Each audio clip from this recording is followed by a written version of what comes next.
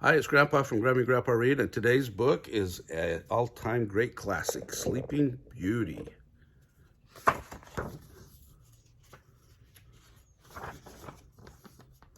Oh, let me see if it had an author real quick. Probably not. No. Oh, yeah, retold by Joan Drexler and illustrated by Louise Gordon. This is an older book, so hope you enjoy it. Once upon a time, long, long ago, there lived a king and queen who loved each other very much. For many years, they wished for a child, and one day, their wish was granted. The queen gave birth to a beautiful baby daughter. The king was so happy that he decided to give a magnificent banquet, and he sat down immediately to make out his guest list. He wanted to invite all the fairies of the kingdom to be his guests of honor. But as there were 13 of them and only 12 gold plates, one of the fairies had to be left off the list. At the feast, each fairy gave the baby princess one special gift. One woman gave her virtue, another gave her beauty, and a third gave her wealth, and so on. Just as the 11th fairy was bestowing her gift, there was a terrible clamor in the hallway. The doors burst open, and the uninvited 13th fairy came rushing in. Angry with the king, she pointed a trembling finger at the baby and cried, "In the 15th year of her life, the Princess Rosamond shall prick herself with a spindle, and she shall fall down dead." And with that, she left the great hall just as suddenly as she had come into it. Everyone was stunned by the terrible curse. The first person to move was the 12th fairy, who had not yet bestowed her gift.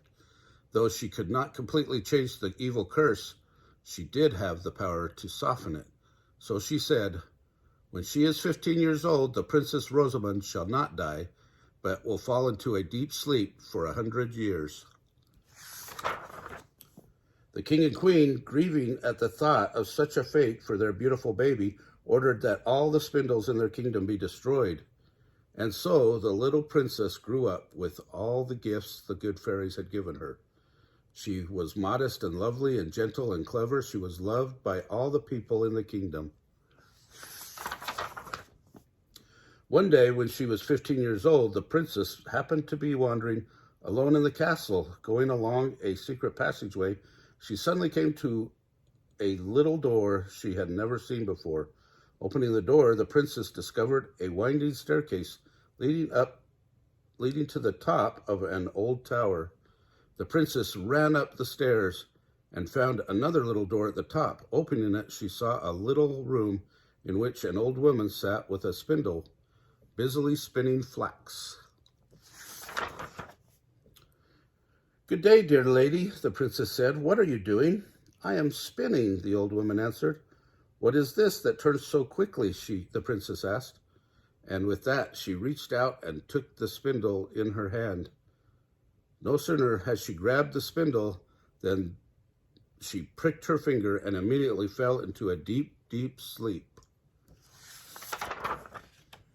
And because the 12th fairy had softened the curse, all the things the princess loved most fell asleep at the same time.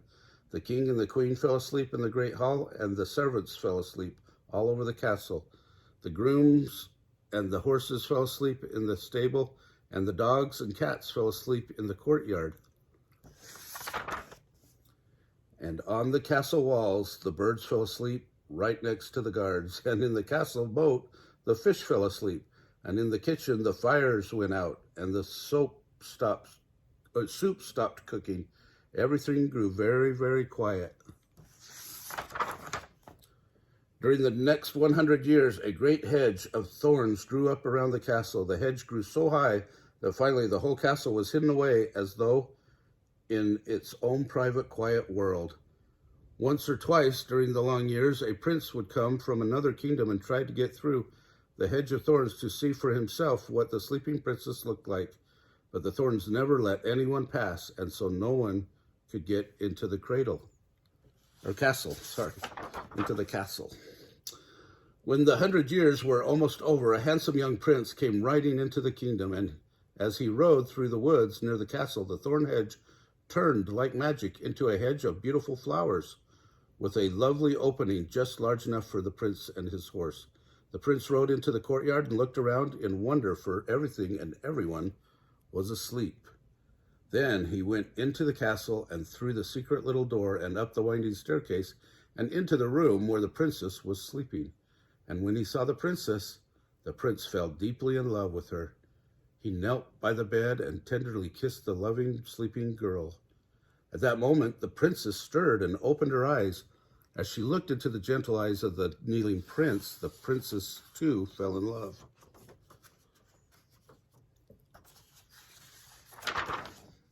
The princess and the prince went down the stairs of the old tower together.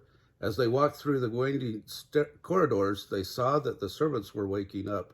And the great hall, the king and the queen were stretching and yawning. And in the kitchen, the fires were burning brightly again, and the soup was beginning to cook. And in the yard, the dogs and the cats were barking and calling, and in the stable, the horses were neighing. And overhead, the birds were flying merrily back and forth, making beautiful pictures in the sky. And that very night, a great wedding banquet was held in the castle, and the prince and princess lived happily together and ruled the kingdom wisely all the rest of their lives. Oh, what a great story. Well, if you enjoyed that, smash the like button down below, subscribe to our channel, and watch the playlist for fairy tales. And whatever you do, don't eat 100-year soup.